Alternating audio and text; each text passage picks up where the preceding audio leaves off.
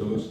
Les decía que es un placer estar aquí con ustedes esta mañana para hablar de un artista y poeta extraordinariamente singular, como es William Blake, quien nació y falleció en Londres en 1757 y 1827 respectivamente. Es la fecha del fallecimiento de Schubert, por ejemplo, o un año antes de que fallecieran Beethoven o Francisco Goya, ¿no?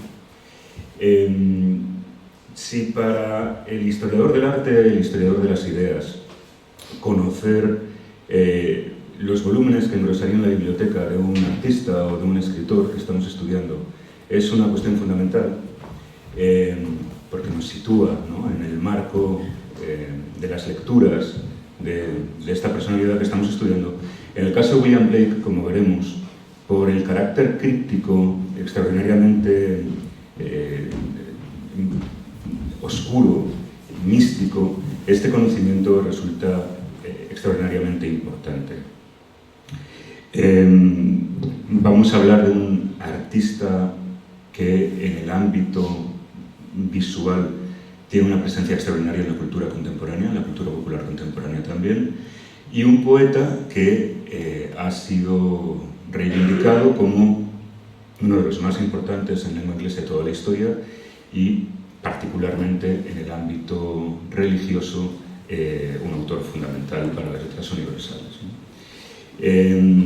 La imagen que tienen en pantalla es el volumen que constituye para nosotros la más completa edición de la obra poética de William Blake, que es desde la que vamos a partir en todos nuestros comentarios. Es la que realizó David Ertmann y cuya última edición revisada fue publicada en 1988. El volumen tiene exactamente 990 páginas, de las cuales 100 son un estudio introductorio, para que vean también la prolijidad de la escritura de nuestro autor.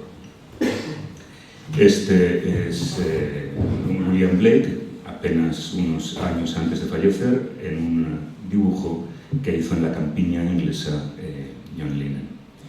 Bien, William Blake fue un autor que no viajó, salvo un breve periodo de tiempo entre 1800 y 1803, que estuvo en una localidad meridional de Inglaterra, próxima a Sussex. Esta localidad es Felpham.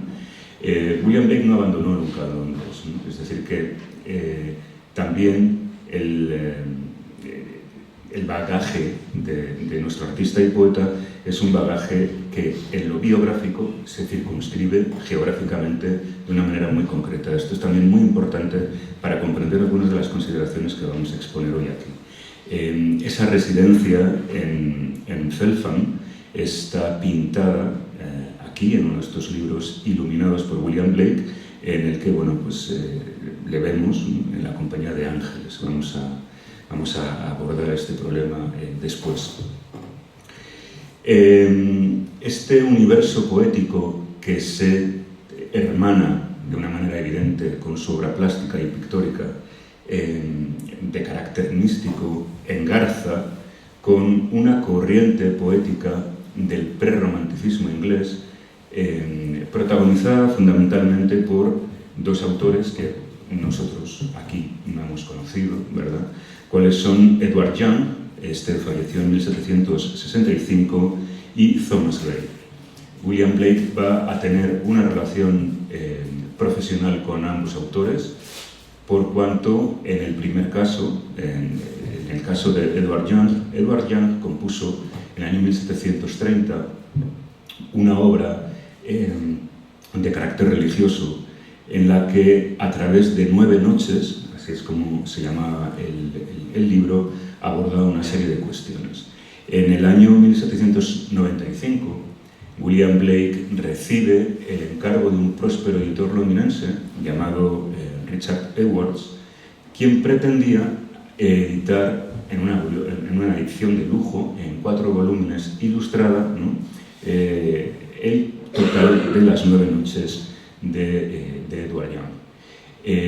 Al efecto, William Blake estuvo trabajando de una manera incansable durante muchos meses, hasta que realizó 537 dibujos y acuarelas para la ilustración de estos volúmenes. Finalmente, la edición quedaría abortada, es decir, se publicaría un único volumen con las 4 primeras noches, no se publicaron las demás, y de aquellos 500 y muchos dibujos y acuarelas preparatorias que hizo Blake, tan solo se llegarían a grabar al Aguafuerte y Buril 43. Esta es una de las imágenes, ¿no? Y aquí tenemos otra.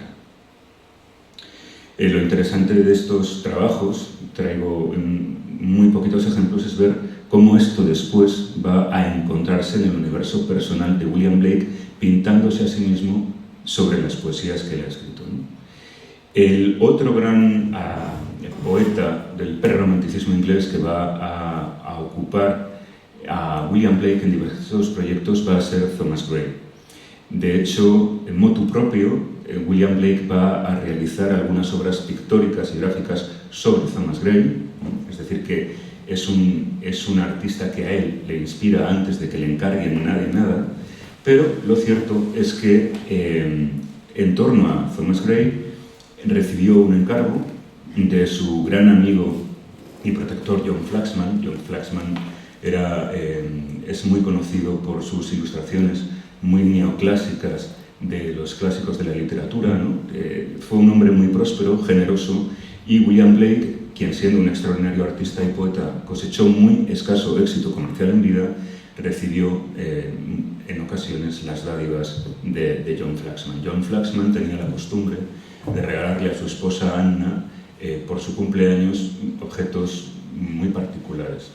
Y en una ocasión se le ocurre a John Flaxman encargarle a William Blake que realice un libro de artista, que podríamos llamar ahora un libro de artista, un cuaderno, en el que, arrancando las páginas de un volumen de poesía de Thomas Gray, este estaba publicado en 1790, William Blake utilizaría esas páginas de sus poemas para introducirlas en una representación acuarelística, ¿no? Mucho mayor. Entre los poemas elegidos para este cuaderno se encuentra el poema dedicado al bardo, que es una entidad poética unida a la profética que existe en el folclore inglés y que va a hacer suya William Blake. William Blake también se va a autorretratar como un bardo, es decir, como un poeta que puede comunicar las verdades de Dios porque está especialmente dotado, está especialmente capacitado. Y entre las ilustraciones realizadas por William Blake en acuarela para este volumen, nos encontramos con unas obras satíricas, humorísticas, como las de esta sátira de la oda al gato predilecto, que es un gato que fallece cuando quiere ir a pescar unas carpas, ¿no? Bueno, estas carpas presentan una apariencia antropomorfa, ¿no? en la ilustración de William Blake. Bien, en un contexto en el que estamos hablando de finales del siglo XVIII, el primer cuarto del siglo XIX, es un contexto en el que la difusión de la obra de arte, el fenómeno de la exposición, etc., pues no está en absoluto difundido como en el momento, ¿no? De modo que el conocimiento que tuvo William Blake, como les digo, no abandonó nunca Londres, jamás abandonó Londres 3 años, jamás Inglaterra, y se mantuvo, digamos que en un perfil biográfico bajo. El acceso que William Blake tuvo a las obras de arte fue siempre a través de la estampa, es decir, a través de los grabados que acompañan a los libros. Esto es muy importante también para definir la característica plástica de su propio trabajo. Es decir, que, por un lado, William Blake va a conocer las tradiciones pictóricas a través de la estampa, en particular va a conocer la tradición pictórica italiana, así como la alemana y flamenca, en menor medida. Lamentablemente, nada de la escuela española. Y, por otro lado, como les digo, en el caso de William Blake, que es poeta, la formación como artista y poeta también va a tener en el libro un objeto fundamental, cual es el de la lectura de poesía, la lectura de filosofía, etc. De modo que a un nivel formativo el libro es la clave de bóveda de William Blake, pero a un nivel artístico, a un nivel fáctico. Como artista y poeta, el libro se constituye también en la clave de bóveda de la creación blakeiana. El imaginario de William Blake está influido poderosamente por ese talante metafísico y críptico de sus lecturas y de su poesía también, por supuesto. Este talante críptico y místico tiene dos puntales, como vamos a ver hoy. Por un lado, el neoplatonismo, que es la última gran escuela del pensamiento griego. El neoplatonismo considera la posibilidad, o mejor dicho, la necesidad de que todo participe, toda la creación participa de una relación directa con Dios, ¿no? Y por otro lado, los místicos, que consideran que existe la posibilidad de que el hombre pueda constituirse un vehículo entre otros hombres y el mismo Dios, ¿no? En el primer caso, como les digo, el neoplatonismo va a ser profundamente conocido por William Blake por el hecho de que en la Inglaterra de su tiempo, en el Londres de su tiempo, existe una figura como es la de Thomas Taylor, conocida en el siglo como The Platonist, el platónico, que va a poner en boga el neoplatonismo haciendo traducciones de los textos, presentando ponencias, poniendo sobre el tapete esa corriente de pensamiento. Y por el lado de la mística, William Blake es lector de tres autores, como vamos a ver en el último bloque de esta sesión, como son Paracelso, Jacob Böhme y Emanuel Swedenborg, quienes aportan ese conocimiento de la mística en la obra que va a ser fundamental, poética y artística de William Blake. De nuevo, lamentamos que el conocimiento de los místicos españoles, pues Santa Teresa de Jesús, San Juan de la Cruz, Fray Luis de Granada, por ejemplo, pues también fueran totalmente desconocidos por William Blake. Como les digo, entonces, lo fundamental en este primer aserto es diagnosticar que lo esencial de la formación, tanto como poeta como artista de William Blake, lo va a recibir a través del libro, del objeto libro. Y hay que también decir que el libro va a ser el objeto fundamental del trabajo de William Blake. Es decir, existe muy poca obra pictórica, exenta, mueble, ¿no?, de William Blake. Por el contrario, la práctica integridad de su obra artística se realiza para el libro, del que hay que distinguir claramente dos conceptos. Uno es el de la ilustración, que es cuando él recibe un encargo, o a veces es una inspiración, digamos que propia, para, partiendo de un texto preexistente y de un autor ajeno, efectivamente ilustrarlo, es decir, dar imágenes que, inspirados en un material ajeno, lo representen, pues como hemos visto aquí, por ejemplo, y aquellas creaciones que vamos a llamar iluminaciones, en las cuales William Blake crea todo un imaginario visual para acompañar su propia creación poética. Aquí lo que vemos son las portadas de un poemario originalmente de 1789, Las canciones de Inocencia, que en el año 1794 va a acompañar de Canciones de Experiencia. Es una suerte de díptico perfecto por el cual la pureza, la candidez y la bondad del primer título está acompañada por la oscuridad y la tragedia en el segundo. Es un viaje por la condición humana, ¿no? Esto es lo que llamamos a William Blake como iluminador, más que ilustrador, ¿no? Bien. William Blake fue un artista, como ya les digo, para ir ubicándoles, ¿no?, muy poco relacionado con el ámbito artístico de su tiempo, es decir, no estaba en todos los araos, no estaba en el medio privilegiado de la creación de la Inglaterra de su tiempo y muy probablemente esto fuera de una manera dolosa, es decir, el propio William Blake quiso apartarse de ese mundo, ¿no? Salvo unos meses, muy poquitos meses que permaneció en la Royal Academy, en 1779, es decir, la institución canónica de la pintura inglesa del momento, Blake ingresa en la Royal Academy y a los pocos meses decide abandonarlo. En la obra, William Blake, como les decía, ocupó la mayor parte de su tiempo y de sus creaciones a la iluminación de sus libros propios, una tarea que realiza desde 1789, año, por ejemplo, de las Canciones de Inocencia, hasta en torno al año 1820, es decir, que falleció 7 años más tarde. Para entonces, para ese año 1820, que deja de iluminar libros, también lo esencial de su obra poética estaba ya cincelado, se había terminado, ¿no? Estos libros, estos libros iluminados, estaban realizados uno a uno, página a página, iluminados, es decir, dados de color por el propio William Blake y su esposa Catherine.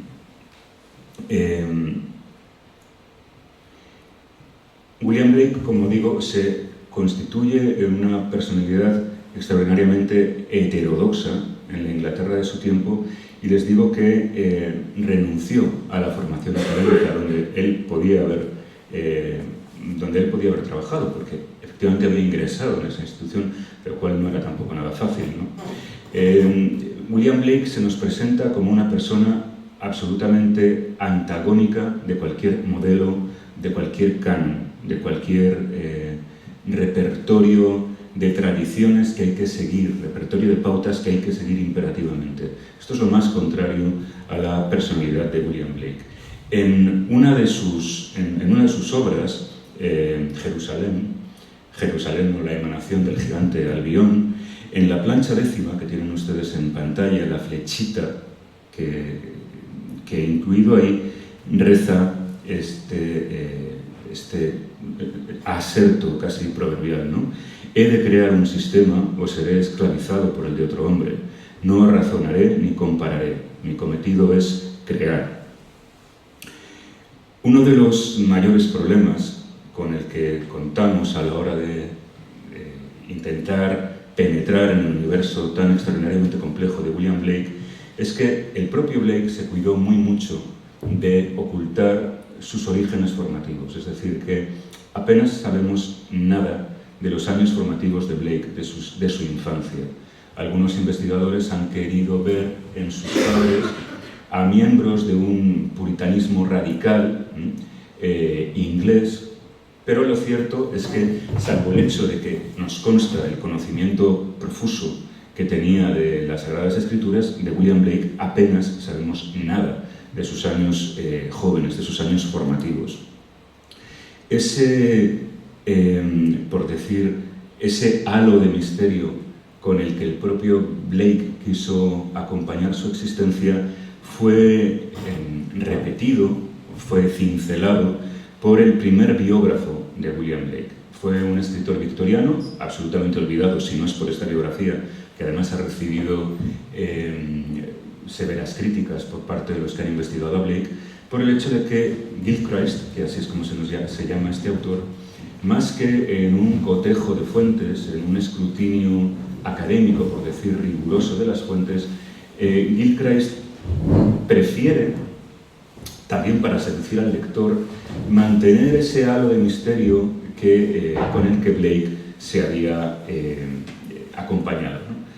La primera edición es importante, porque Blake muere, como les digo, en el año 1827, y hasta la primera publicación de esta primera biografía, en el año 1863, han transcurrido ahí 7 lustros en las que la figura de William Blake ha desaparecido del mapa. Gilchrist estuvo documentándose para esta obra al menos unos 8 años antes. Nos consta que hay artistas o personalidades que le están enviando cartas a requerimiento de Gilchrist, ¿no? Oye, pues tú que conociste a Blake en tal ocasión, ¿me puedes por favor enviar pues no sé, unas noticias? Entonces se conservan algunas de estas cartas, además que están citadas en el libro, y sabemos que si bien Gilchrist dedicó mucho tiempo a recopilar información, a lo que no dedicó demasiado tiempo, demasiada atención, probablemente porque no quiso, fue a cotejar extraordinariamente ese manejo. En el año 1880 se publica una segunda edición sensiblemente ampliada. No es ninguna de las imágenes que tienen en pantalla, esta es la edición del año 45 y es la que tengo y es la que pongo. Gilchrist dice en uno de sus, al comienzo mismo de la biografía, en la era de las academias, de las asociaciones y del trabajo conjunto, tenemos en él, en Blake, a un solitario autodidacto y como artista a un soñador formado a medias.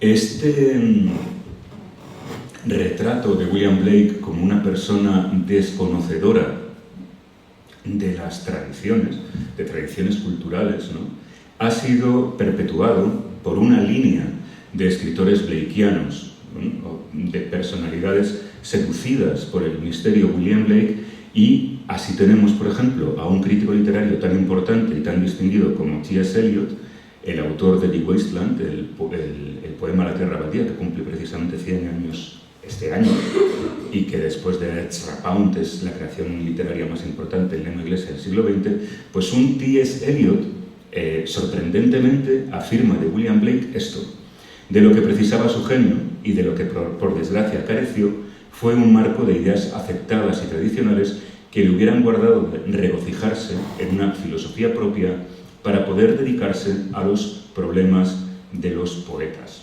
a su propia problemática como poeta, ¿no? Bueno, hay que enmendarle la plana a Eliot aquí, porque verdaderamente, si bien es verdad que ese universo del que William Blake se nutre no es un universo, vamos a decir que asentado de una manera popular, por decir, normal, no significa que no contara con un bagaje particular que además hizo propio de una manera muy personal, ¿no? En contra de estos testimonios que hacen de William Blake un artista y poeta alienado, esto es muy interesante. William Blake es una figura tan proteica, tan extraordinariamente amplia y profunda, que puede ser manipulado a tu antojo a la hora de crear un Blake demente, un Blake rebelde, es decir, y existen, pues bueno, aportes bibliográficos en esa línea. Es decir, que el misterio de William Blake es susceptible de ser manipulado e instrumentalizado para crear un Blake a tu antojo, ¿no? Esa es la cuestión que yo llamo los Blakes y de la que no nos podemos ocupar aquí. Pero lo que sí quiero aquí dejar muy claro es que Blake no fue de ningún modo un artista y poeta ignorante de tradición alguna. De hecho, uno de los testimonios de una persona que le conoció, Frederick Zahan, decía que sus conocimientos eran increíbles. Lo había leído casi todo en cualquier idioma, idiomas que aprendía por sí mismo. Frente a esa primera biografía de Gilchrist, que es un retrato, si quieren, un poco mítico, ¿verdad?, de una mitología del propio Blake, existe esta obra que es considerada la biografía más importante por cuanto constituyó un titánico esfuerzo de confrontación de fuentes, cual es la que dedicó Mona Wilson a William Blake en el año 1927. En el año 1927 se cumplía el centenario del fallecimiento de William Blake. Ese mismo año se produce otro aporte capital para el conocimiento o el reconocimiento de William Blake, cual es la primera edición crítica de los textos de William Blake realizada por Geoffrey Keynes. Este tuvo también lugar en el año 1927. Pero si se dan cuenta, esa revitalización de William Blake en el siglo se produce fundamentalmente por el lado de la poesía, no tanto como por su lado como artista. Es decir, que obviamente la edición de Keynes, de su poética, de su obra poética, de sus textos, pues abunda en la naturaleza literaria de William Blake, pero la biografía de Mona Wilson también lo hace. Es decir, que enfatiza más aquellos aspectos de Blake poeta que Blake artista. La primera publicación que tiene lugar en lengua española, jamás en torno o sobre o de William Blake, es la traducción que Edmundo González Blanco realiza en 1828, al año siguiente del centenario de la muerte, de una obra que incluye The Marriage of Heaven and Hell, Las bodas del cielo y del infierno, y algunos de los breves libros proféticos de William Blake, de los breves. Esto tuvo lugar en 1828. Y habría que esperar a 1957 para llegar a la primera monografía de alcance que se ocupara del William Blake artista. Esta es la que publicó Anthony Blunt, como les digo, en 1959. Esa es la portada del matrimonio del cielo y del infierno. Como les digo, Blake en vida recibió la escasa atención de pensadores o de compañeros escritores, lo que contribuye a ese halo de misterio o a ese desconocimiento que tenemos de Blake. De hecho, en vida de Blake solo se publicó un artículo que además no apareció en Inglaterra ni en lengua inglesa. En el año 1809, William Blake, entre los meses de septiembre y octubre, expone una serie de pinturas, de obras pictóricas, en el taller de su hermano, en Broad Street, en Londres. Allí recibe la visita pues, de algunos curiosos, uno de los cuales queda absolutamente fascinado por este artista. Este hombre se llamaba Robinson y escribió al año siguiente, en 1810, una suerte de crítica, ¿no?, a esa exposición. Este material apareció publicado al año siguiente, traducido al alemán por un tal Dr. Julius en una publicación periódica. Solamente en el año 1825, 2 años antes de que Blake muriera, Robinson pudo entrevistarse con William Blake y en un testimonio que ha pasado a la posteridad, que se ha recogido, Robinson afirma que se sorprendió de que su condición mental no se manifestara con mayor obviedad, y asimismo dice que decía las cosas más extrañas del modo menos enfático posible, y también la más extrema de sus afirmaciones era hecha con la mayor indiferencia, como si se tratara de una insignificancia. Es decir, Robinson se sorprende de que Blake no pareciera tan loco como él pensaba que tendría que parecérsele el autor de esas pinturas, ¿no? Como les decía, el silencio en el que cae William Blake hasta la primera publicación, y tan, vamos a decir que tan tendenciosa o tan de autor como la de Gilchrist del 63, pues contribuyó a profundizar en este halo de desconocimiento, más que de misterio, del propio William Blake, ¿no?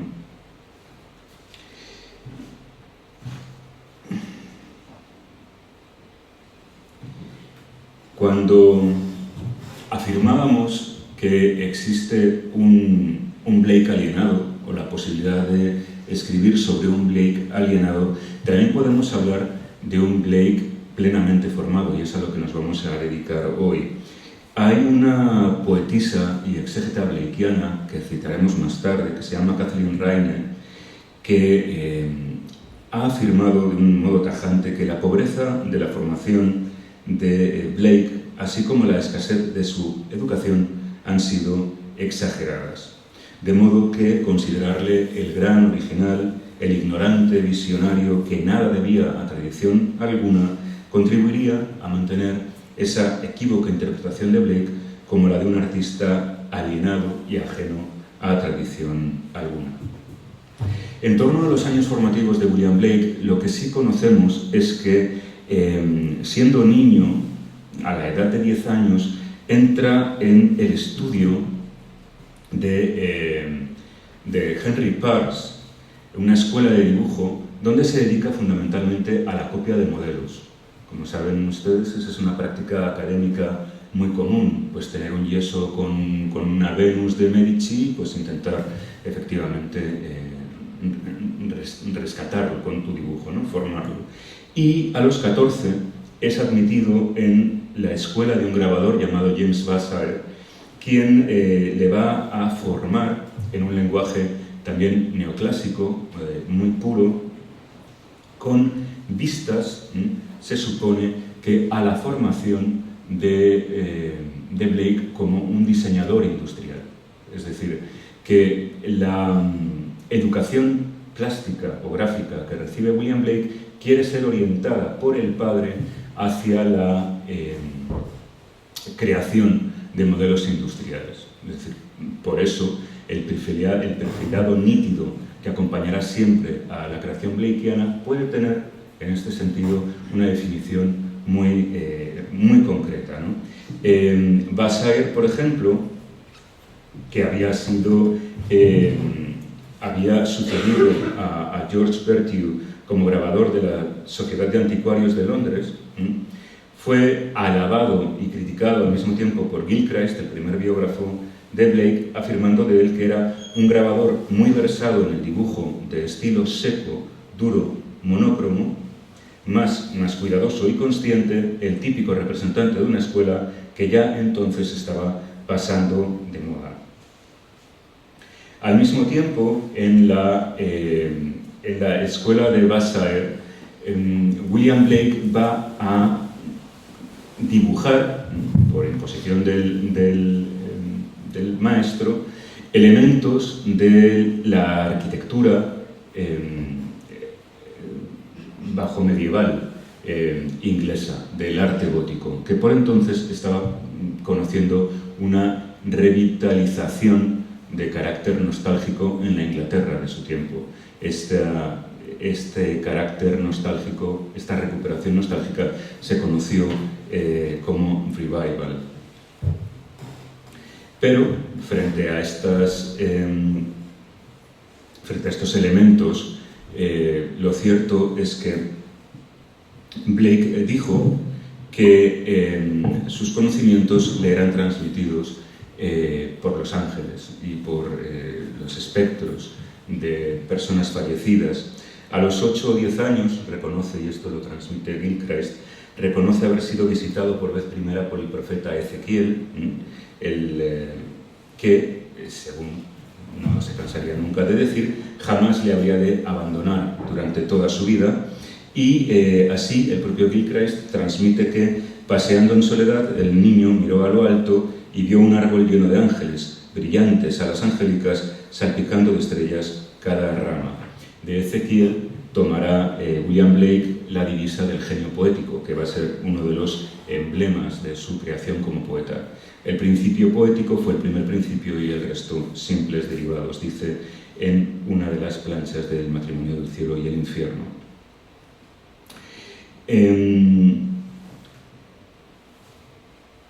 Como les digo, la falta misma de documentación en torno a los años formativos de Blake puede que fuera voluntaria y consciente por parte del poeta y artista. No consignó en modo alguno referencias a la naturaleza de su formación y asimismo las escasas notas en las que Blake se pronuncia en torno a las academias, a las instituciones de enseñanza, etcétera, etcétera, lo hace siempre caracterizado por el descrédito e incluso por el insulto, ¿no? Estos juicios despectivos que siempre le inspiraron la formación académica.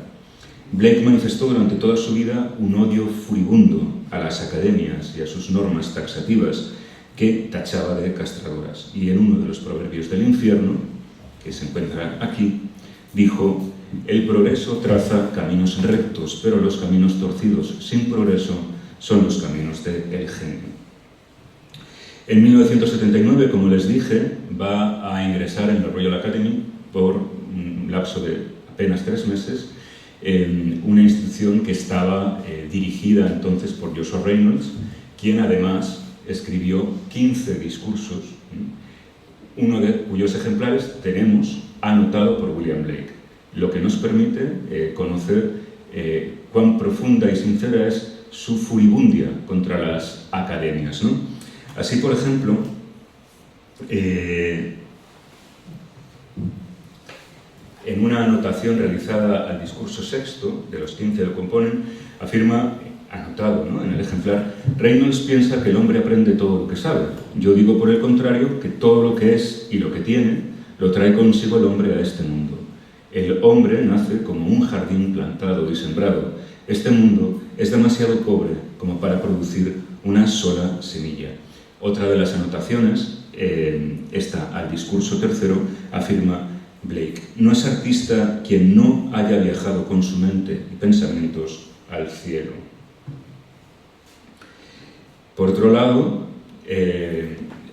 Blake se pronuncia en torno a la cuestión religiosa en una Inglaterra en la que se abraza el culto al progreso, ¿no? Estamos hablando de la Revolución Industrial, estamos hablando de 1789, cuando crea las canciones de inocencia, tiene lugar la Revolución Francesa. Bien, esta época perturba profundamente, conmueve negativamente a William Blake, considerando que el Dios, ese Dios de progreso al que le rinde culto la sociedad occidental, en particular la inglesa, que eran los pioneros, y también seguido por los alemanes y franceses, esa ciencia deísta, como la llama en un manifiesto que se llama Laoconte, que después veremos, era representada por una figura, cual es la de Urizen, que es un dios castrador, es un dios que tiene un instrumento matemático en la mano, un compás. Es decir, es un dios de normas taxativas, castradoras, que no es el dios al que ha de venerarse, ¿no? Este es una suerte de manifiesto, ¿no? Lo que ven ahí ustedes es una representación de esta escultura helenística de Laoconte y sus hijos, ¿no? Blake reconfigura en su imaginario a Laoconte como Jehová, y los dos hijos son Satán y Adán. Alrededor de, hay elementos en hebreo, como pueden ver, alrededor de esta representación de la escultura helenística, él va a proclamar una serie de diatribas con un carácter, si quieren, bronco, cual manifiesto que es, ¿no? Entre estas anotaciones hay una que reza así: el Antiguo y el Nuevo Testamento son el gran códice del arte. Jesús y sus apóstoles y discípulos fueron todos artistas. La ciencia es el árbol de la muerte. El arte es el árbol de la vida. Dios es Jesús. Las fuentes esenciales del pensamiento de William Blake, y que fueron abrazadas ya en su juventud, como les anunciaba al comienzo de la sesión, tuvieron mucho que ver con la figura de Thomas Taylor, the Platonist, este platónico que estaba difundiendo los textos platónicos y no platónicos en el Londres de la época. El mayor especialista en este movimiento, el mayor especialista en este resurgimiento del neoplatonismo en la Inglaterra de William Blake, en la Inglaterra de la era de la época de William Blake, es George Mill Harper, quien publicó en el año 1961 un ensayo dedicado a la cuestión. Para Harper, el conocimiento que tuvo William Blake, en primer lugar, de este movimiento neoplatónico, tuvo lugar también relacionado con John Flaxman. ¿Se acuerdan aquel que le encargó el libro para su mujer? Bueno, pues John Flaxman recibía en su casa a Thomas Taylor, junto a una serie de acólitos, y Thomas Taylor pronunciaba una suerte de conferencias en su hogar. No existe una cronología muy precisa, no se ha podido, digamos que, fechar con punto y coma cuál iba a ser estas fechas, pero este especialista, George Mills Harper, considera que bajo ningún concepto podrían haber sido posteriores al año 1785 y que muy probablemente tuvieron lugar en 1784. Bien, estas son las obras de Thomas Taylor que sabemos que William Blake conoció, ¿no? En el año 1787 publica una traducción de una selección de la obra de Plotino. Plotino es el autor neoplatónico más importante de todos. Una traducción de Proclo en el año 88 y el mismo año 88 un ensayo dedicado a la recuperación de la teología platónica por los últimos platónicos, en el que se encuentra una traducción de un texto de Porfirio. Porfirio fue quien editó los textos de Plotino. Era el discípulo predilecto de Plotino. Plotino es el autor de las Eneadas, que se llaman así. Eneada significa tratado de 9 ensayos, y es porque Porfirio, en su edición de los textos de su maestro, distribuyó las lecciones del maestro en 6 volúmenes de 9 tratados cada uno, de ahí ese nombre.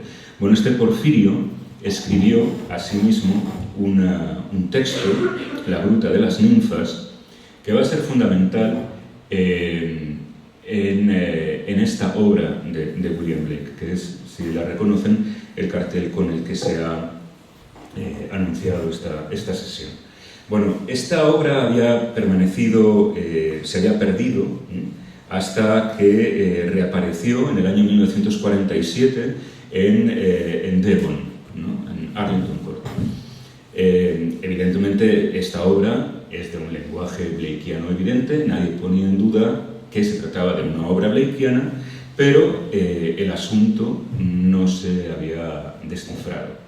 Hasta que esta Kathleen Rainey, de la que habíamos hablado, la poetisa y exegeta blakeana, publica 10 años después del descubrimiento de la pintura un texto de una publicación académica en la que identifica, pone el título de la obra de El mar del tiempo y del espacio, identifica esta obra como una ilustración precisamente de la Gruta de las Ninfas de Porfirio. Así la describe, ¿no? La figura arrodillada es Odiseo, Ulises, en el momento de arrojar la faja que la diosa marina Leucotea le prestó. Palas Atenea permanece a su espalda, señalando al mundo celeste desde el que las almas descienden a la generación para ser urdida con vestidos mortales por las ninfas de la cueva que trabajan en sus telares y lanzaderas. Las 3 parcas permanecen en el estuario franqueando el mar del tiempo y del espacio, tirando del hilo de la madeja que sostiene el dios marino Forcis.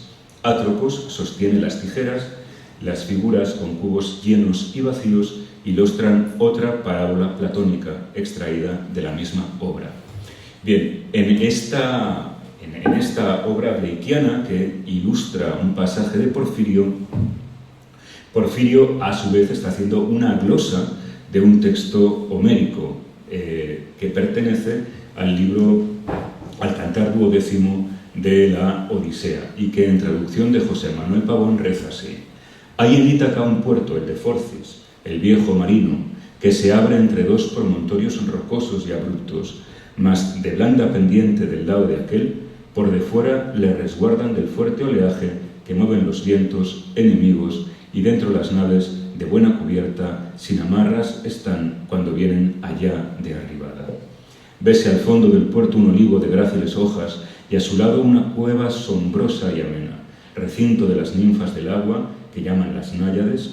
Dentro sus crateras están, y sus ánforas, todas de roca, en que suelen venir a libar las abejas, y hay asimismo muy largos y pétreos telares, en donde unas túnicas tejen las ninfas con brillos marinos, que es hechizo de ver. Allí corren las aguas perennes, y las puertas son 2, una al Bóreas, abierta a los hombres, y la otra hacia el noto divina. Ningún ser humano tiene entrada por esta, que es paso no más de inmortales. En la obra del Platónico de Thomas Taylor existe también un fragmento de una obra titulado Los himnos órficos, en la que aclara la importancia de este texto, el texto que es ilustrado y que es abrazado por William Blake. Esta es la interpretación de estos pasajes poéticos que hace un filósofo neoplatónico, cual es Thomas Taylor. Construyamos nuestra barca de virtud y, partiendo de esta región sensorial, al igual que Ulises huyó de los encantos de Calipso, dirijamos nuestro rumbo hacia la luz de las ideas, aquellas brillantes estrellas del intelecto, atravesando el oscuro océano de la naturaleza material, para finalmente arribar a la tierra de nuestro Padre. Pues habiéndonos desposeído de nuestro desgarrado vestido mortal, y tanto como nuestra unión con el cuerpo lo permita, recuperaremos nuestra apariencia natural, y cada uno de nosotros reconquistará el asolado imperio de su alma. Blake muestra en esta pintura a Odiseo, Ulises, de atavío encarnado, cuando es sorprendido por Atenea, quien está a su lado, quien le muestra el descenso de las almas celestiales a la vida terrenal. Porfirio se sirve de la Gruta de las Ninfas para establecer un recorrido por una definición que fue de Zoroastro, posteriormente de Pitágoras y después de Platón, del mundo todo como una caverna. El alma etérea devenía en generativa, se corporeizaba y caía al estado de existencia mundana al humedecerse por obra de la naturaleza misma de la gruta. Y así, dice Porfirio, la muerte es liberadora de las fatigas, mientras que la vida de aquí abajo es penosa y amarga. Blake no cesó nunca de abrazar estos conceptos. Para ello, para comprender lo que está ocurriendo aquí, para comprender esto que de repente parece tan oscuro, hemos de recuperar un concepto fundamental, que es el concepto de entusiasmo. Entusiasmo, de rapto divino o posesión divina, es ese accidente que permite que un hombre pueda ser comunicador entre las verdades esenciales, ¿verdad?, y nuestra existencia terrenal, oscura, degenerada, ¿no?, en definitiva.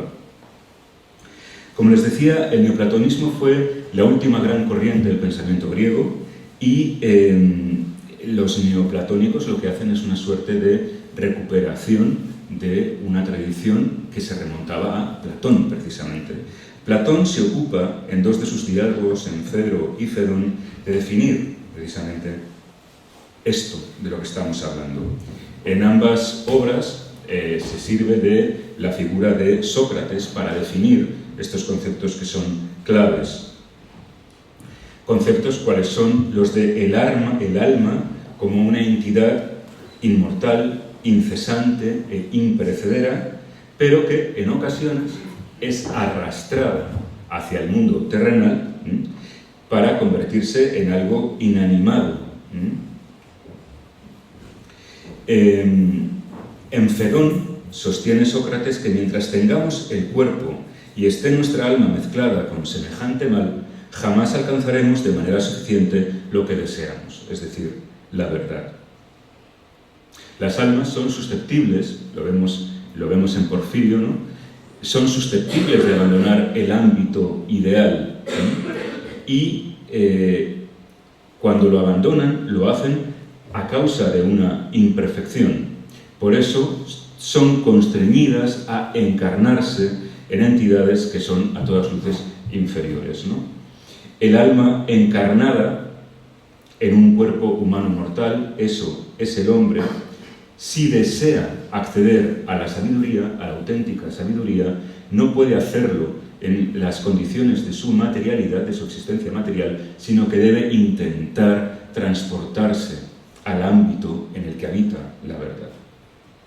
Y ese hecho, ese acontecimiento, es lo que recibe el nombre de entusiasmo, ¿no? Esa cesura que nos permite recuperar, porque en el fondo el conocimiento no es sino recuerdo. Aquello que sabemos, en realidad ya lo sabíamos, solo lo estamos recuperando o rescatando. El pensamiento fundamental, por cierto, entonces, sería este. En la teoría platónica de las ideas y su consideración de la materia como un estado degenerativo, inferior, serían, por supuesto, rescatadas por el mayor de los neoplatónicos, por Plotino, quien crea el concepto de el uno para hablar de un principio ingénito e incesante. Ingénito e incesante que conforma la totalidad de las cosas. Cosas que en nuestro mundo cotidiano no son sino sombra de sombras. No percibimos la belleza cuando es exterior, en tanto que nos sentimos afectados por ella cuando constituye algo interno, afirmaba Plotino.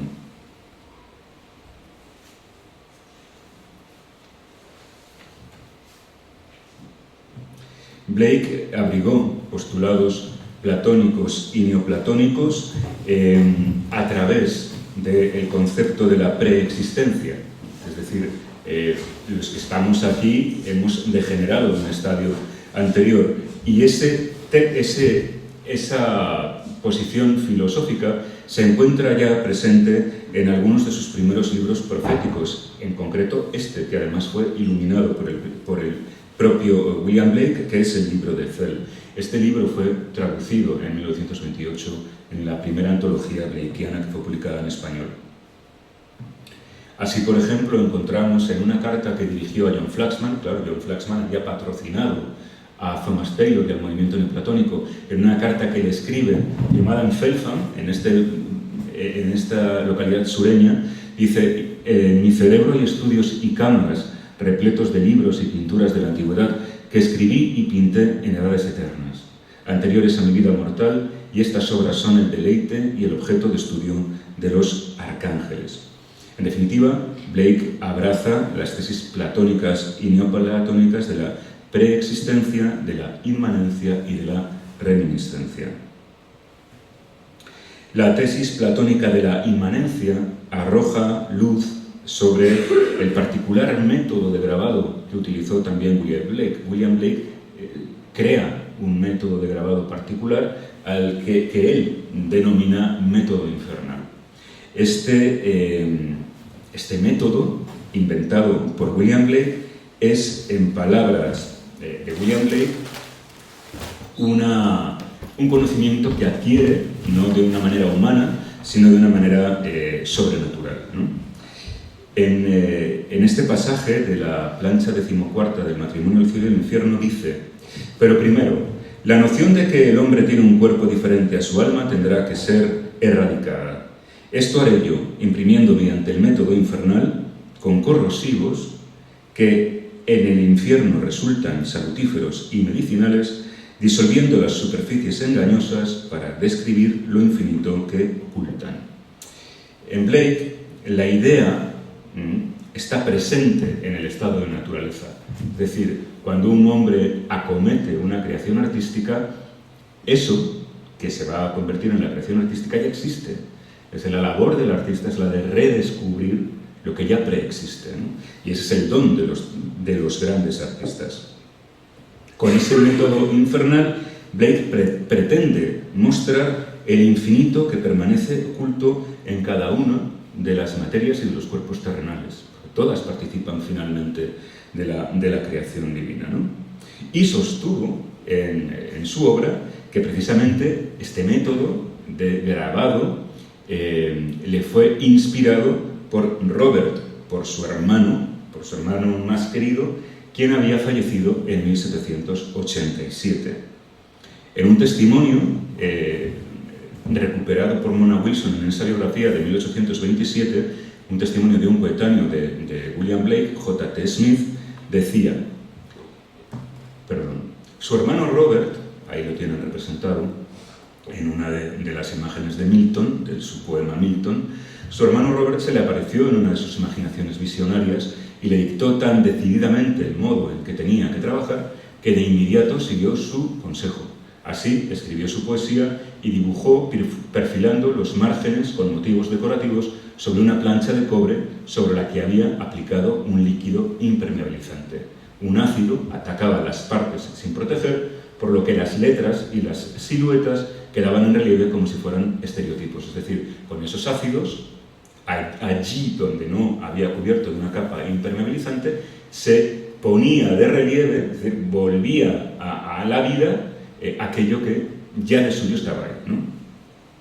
Que Blake atribuyera la invención de este método de estampación a una revelación de su hermano muerto, de Robert, constituye un nuevo ejemplo de la consideración en la posibilidad y la deseabilidad del contacto entre los hombres y la divinidad.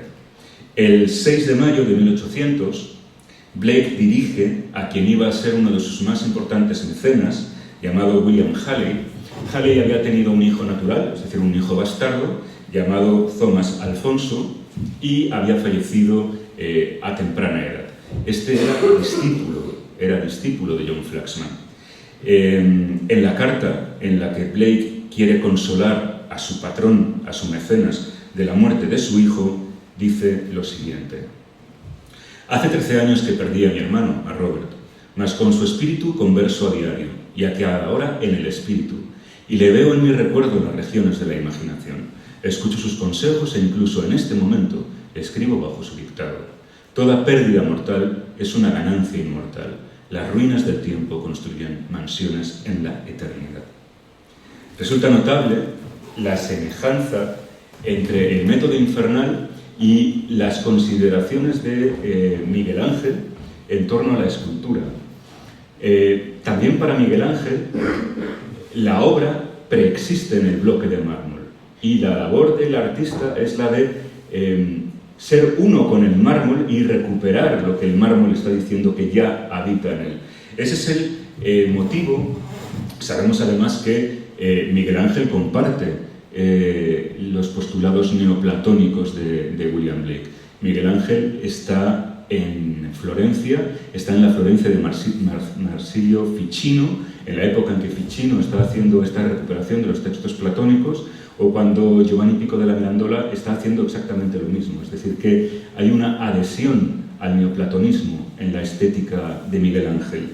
Y ese método de sustracción del levare en lugar del porre, de esculpir modelando, añadiendo material, como hacemos por ejemplo con yeso, con arcilla, ¿no?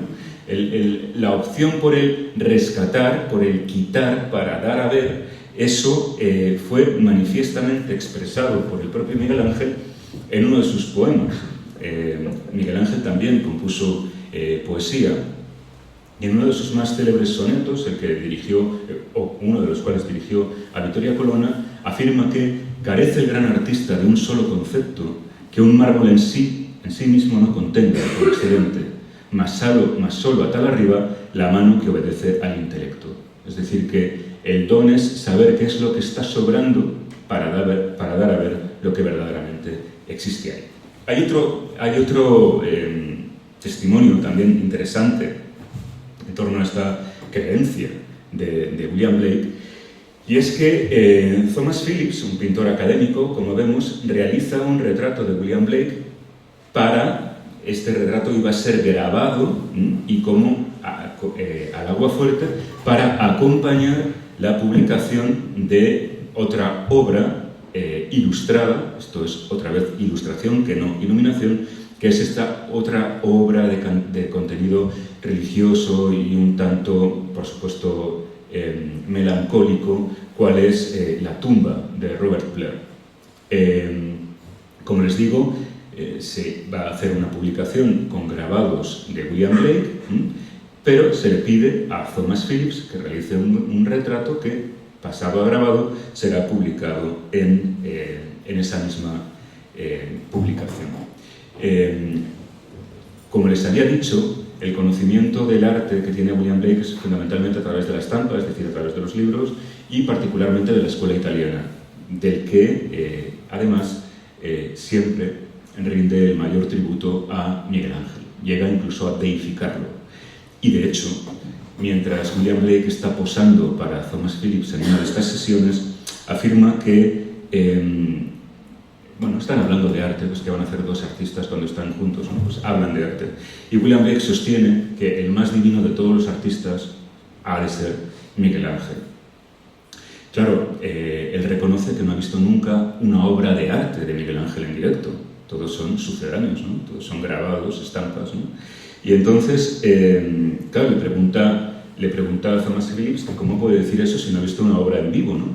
Y entonces dice, yo hablo por boca de alguien que no se puede equivocar. Y entonces cuando Thomas Phillips le pregunta, bueno, ¿y quién es ese alguien que no se puede equivocar para decir que Miguel Ángel es el más divino artista? Y dice, el arcángel San Gabriel.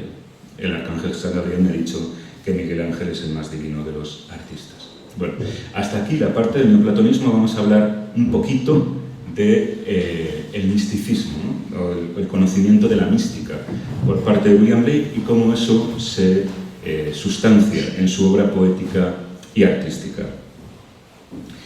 En el matrimonio del cielo y el infierno, este es otro, nuevamente estamos leyendo este libro porque es como capital para las cosas que queremos decir aquí, afirma en una de sus páginas que conoce las obras de Paracelso, Jacob Böhme y Emanuel Swedenborg.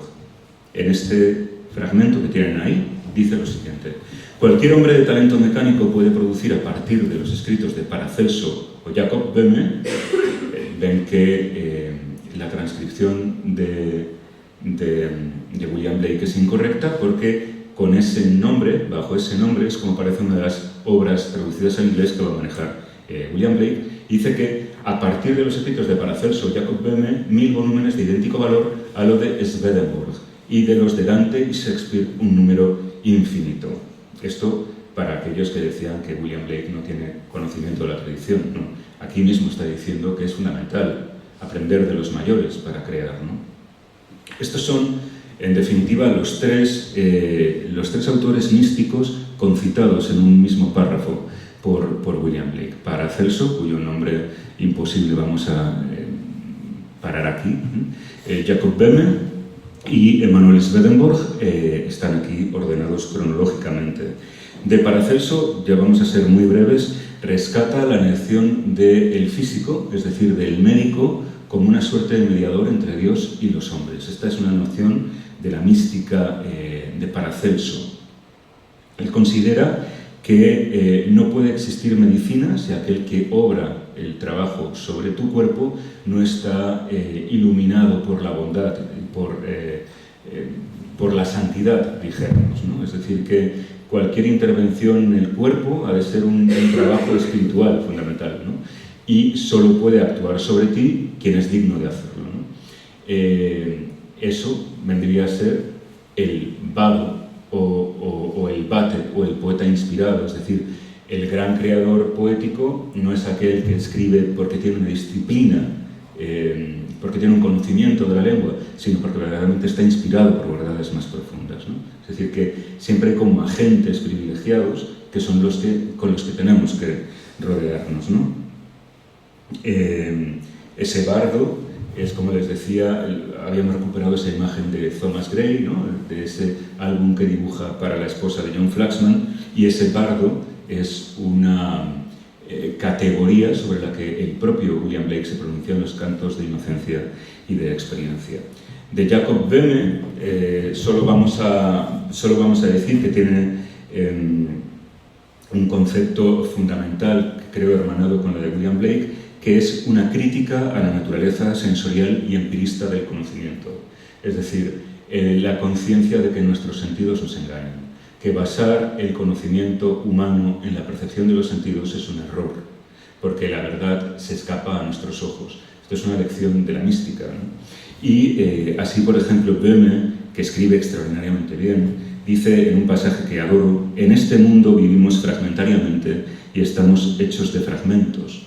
O también dirá: por nuestra perdición tenemos un conocimiento fragmentario y ni por una vez entero del mundo. Es decir, que para Böhme todo acto de creación verdadero no depende en modo alguno del mérito del poeta, esto es importante, o del sabio.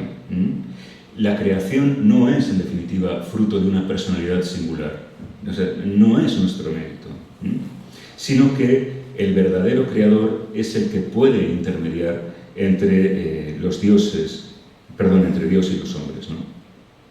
Y Böhme postula la necesidad de que el Espíritu Santo ilumine cualquier creación, cualquier manifestación humana. Si quieres ser filósofos y naturalista e investigar la esencia de Dios en la naturaleza y cómo fue creado, esto pídelo a Dios, su Espíritu Santo, que te ilumine, Dios con él. En este sentido, conviene subrayar que Blake considera que la realización de las posibilidades divinas del hombre depende de la regeneración, es decir, de la búsqueda. Esto sí es individual, esto sí es personal, esto sí es volitiva, de esa verdad intrínseca.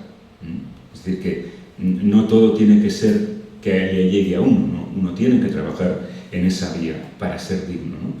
Y finalmente Swedenborg, que Swedenborg era un médico sueco, quien gozó de un extraordinario prestigio como científico hasta el año 1744, cuando dice haber sido, tenía a la sazón 56 años, haber sido sujeto de una serie de experiencias sobrenaturales que cabe identificar bajo el calificativo de místicas.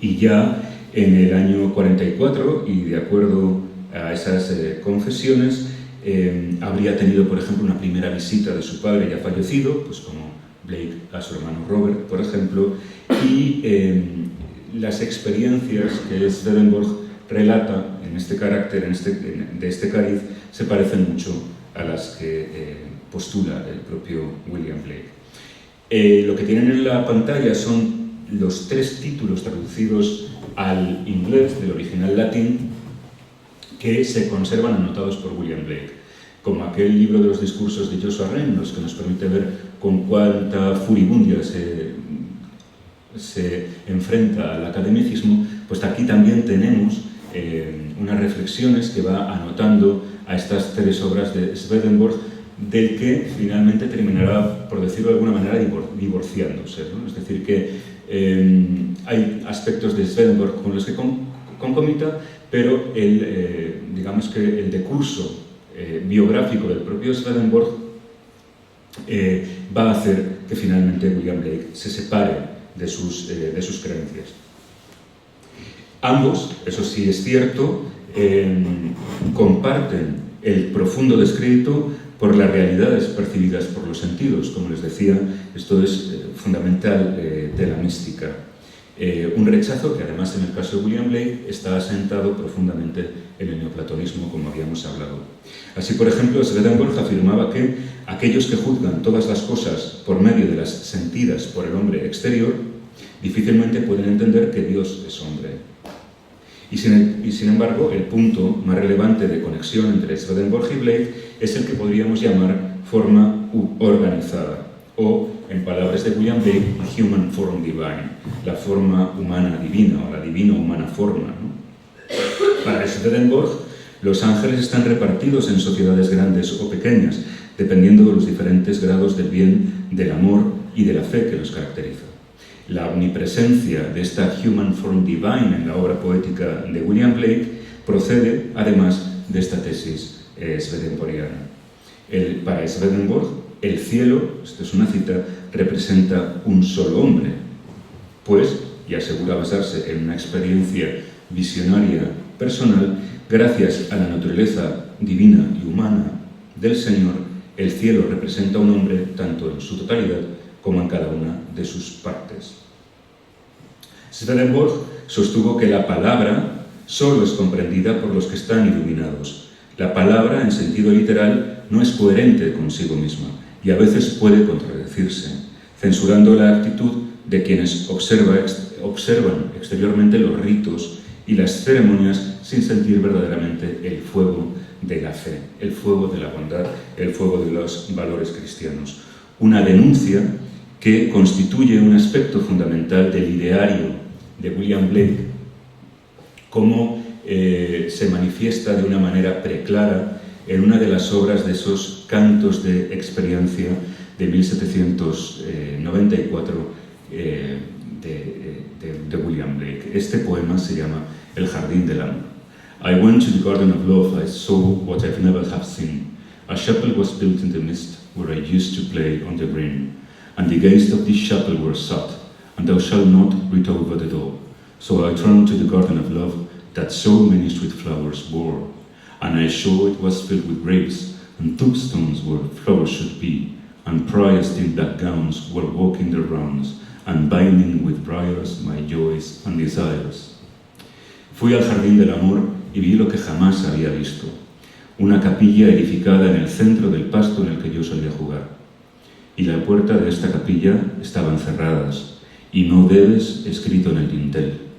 Así me volví al jardín del amor, que tantas dulces flores cobijaba, y vi que estaba lleno de tumbas y lápidas donde tendría que haber flores, y monjes de hábitos negros rondaban, atando con espinas mis alegrías y mis deseos. En este poema, Blake nos describe un paraje en el que un adulto regresa al jardín en el que había sido tan feliz en su infancia y lo descubre poblado por la presencia ominosa, casi invisible, de la muerte, ¿no?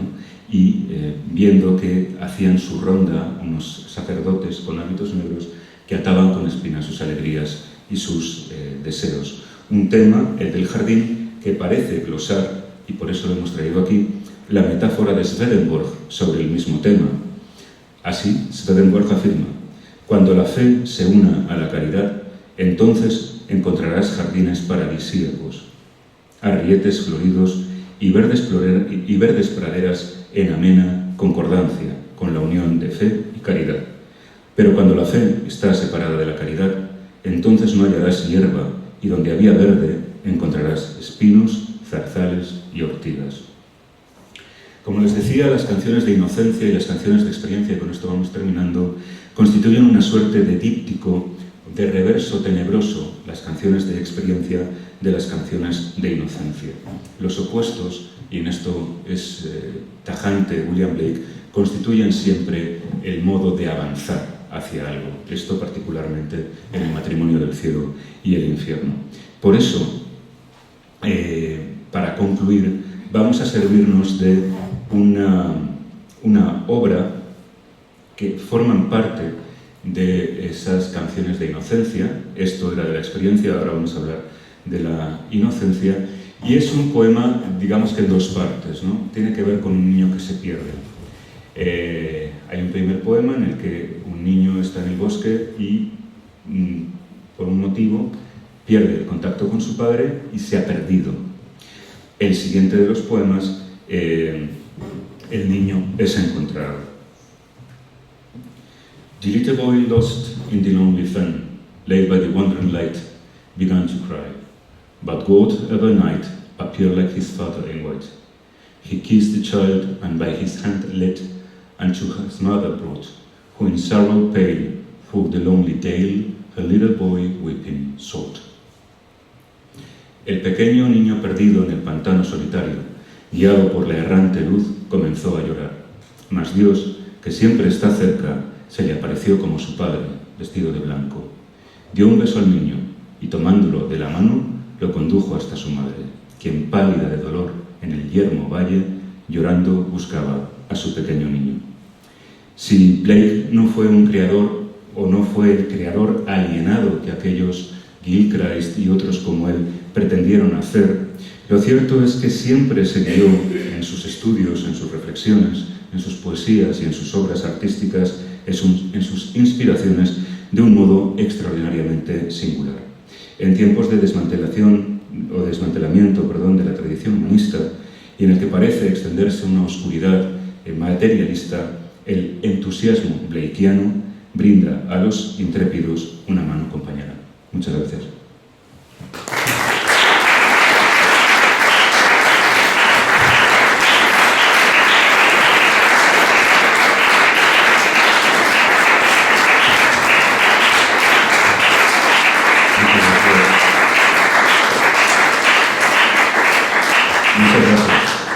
No sé si hay alguna pregunta, me gustaría mucho poderlas contestar, y también preparé un material porque le dije a Daniel Sprintz que podría ser interesante cuando les decía que William Blake ha tenido una extraordinaria repercusión en la cultura popular. Pues no sé si han visto El Dragón Rojo, por ejemplo, ese dragón rojo está pintado por Blake, ¿no? Pero William Blake, al menos lo que yo sé, es que en la música clásica apenas ha tenido repercusión, desde luego no la repercusión que merece. Evidentemente, también como saben ustedes, pues la música inglesa después de la muerte de Henry Parks, si salvo algún centellita por ahí, hasta que llega Britten, la música inglesa prácticamente inexiste, ¿no? Y Benjamin Britten, que tiene, a mí me parece un compositor extraordinariamente interesante, pues Benjamin Britten tiene, yo siempre me quedaba muy asombrado de la calidad literaria de los materiales de los que parte Benjamin Britten. Creo que era un gran lector, ¿no? Solo hay que pensar en los libretos de las 15 óperas que compuso, en qué autores se apoyó y a quiénes recurrió para que escribieran sus libretos. Recurrió a personalidades importantísimas de la literatura inglesa del siglo XX. Bueno, pues Benjamin Britten tuvo 3 aproximaciones a la obra de William Blake en sendas aportaciones a obras que tienen un carácter, si quieren, antológico, ¿no? Por ejemplo, The Sick Rose, La Rosa Enferma. Esto forma parte de canciones de experiencia, como podrían ustedes ya adivinar, ¿no? Está hablando de una rosa que ha enfermado, ¿no? Porque un gusano la ha comido, ¿no? Desde dentro. Ese poema, The Sick Rose, perteneciente a The Songs of Experience de William Blake, forma el que es conocido como el número de An Elegy, una elegía, que es el cuarto de los 8 números que integran la serenata para tenor, cuerno y cuerdas, el Opus 31, que fue estrenado el 15 de octubre de 1943 en el Wigmore Hall con Dennis Bryan, que fue el comitente, es el cuerno, ¿verdad? Y Peter Pierce como solistas. Peter Pierce fue la pareja tenor, fue la pareja sentimental de Benjamin Britten durante 40 años, ¿no? hasta el fallecimiento. El comienzo del poema Spring, que pertenece a las canciones de Inocencia, tiene el nombre de Sound the Flute, ¿no? Entona la flauta, hace sonar la flauta, que es el penúltimo de los 12 números. Este concretamente es para coro masculino y de niños, que integran la Sinfonía Primavera, que es una composición para soprano, contralto, tenor, coros y orquesta. Esta fue estrenada en el Concertgebouw de Ámsterdam el 14 de julio del año 49 por Joe Vincent, Kathleen Ferrier y Peter Pierce como solistas. Y el poema A Cradle Song, perteneciente al conocido como Blake's Notebook, el cuaderno de Blake, en una obra musical en 5 partes, A Charm of Lullabies, que son canciones de cuna, compuesta en el año 47.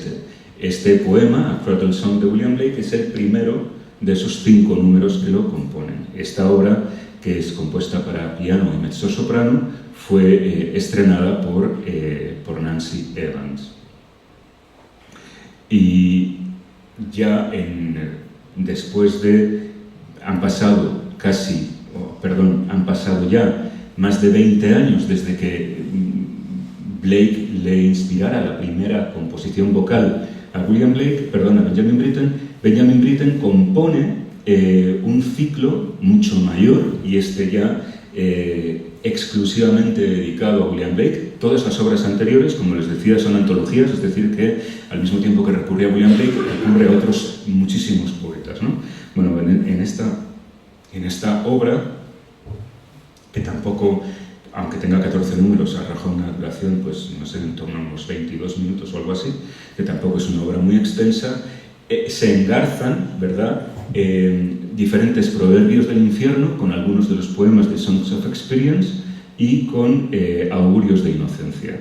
Pero como ven, a continuación de Proverbs of Hell, por ejemplo, pongo exclusivamente los versos que musica Benjamin Britten en cada una de esas partes. Es decir, son obras, si quieren, muy apodípticas, son obras brevísimas, son como apuntes ahí lanzados, ¿no? Y por eso el contenido musical, salvo la última, que es un poco más dilatada, pues es así como, digamos que a cuentagotas, ¿no? Aparte de esta obra, tenemos The Songs of Innocence and of Experience del compositor norteamericano William Bolcom. Bien, William Bolcom crea, como les digo, es un autor norteamericano de Seattle. Nació en 1938 y dándose en Arkansas, en el Reino de los Vivos. Compuso el ciclo completo, o casi completo, de canciones de inocencia y de experiencia. En su totalidad está compuesto. Es una labor que le ocupó unos 25 años, como la tetralogía wagneriana, aunque por supuesto hizo muchas otras cosas al mismo tiempo. Es una obra absolutamente sincrética en el lenguaje musical, es decir, que hay aportaciones populares, hay incluso hasta un reggae, hay toques de rock, por supuesto de folk, y luego tiene aportaciones, las más, ¿no?, que son más colindantes con la música culta, ¿no?, con la música clásica, y en la que yo encuentro, ¿por qué no?, un lenguaje muy briteano, de hecho, por esas disonancias que tiene Benjamin Britten, ¿no?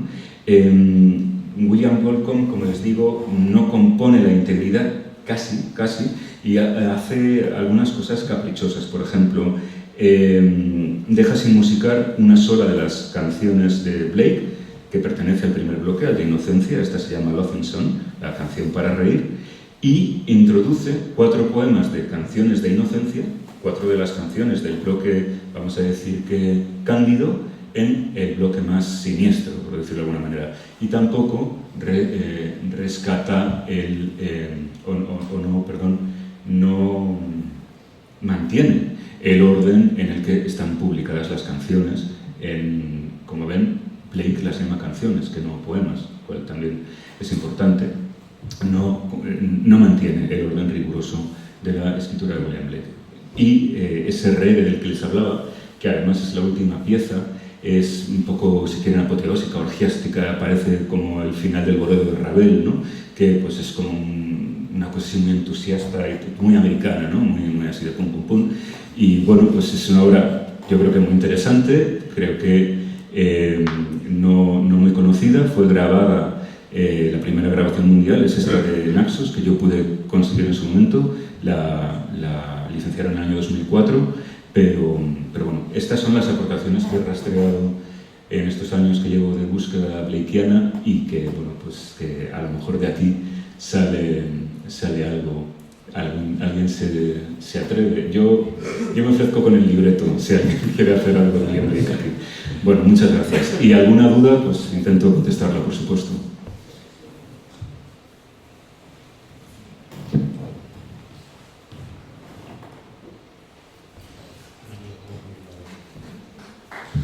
Bueno, pues muchísimas gracias.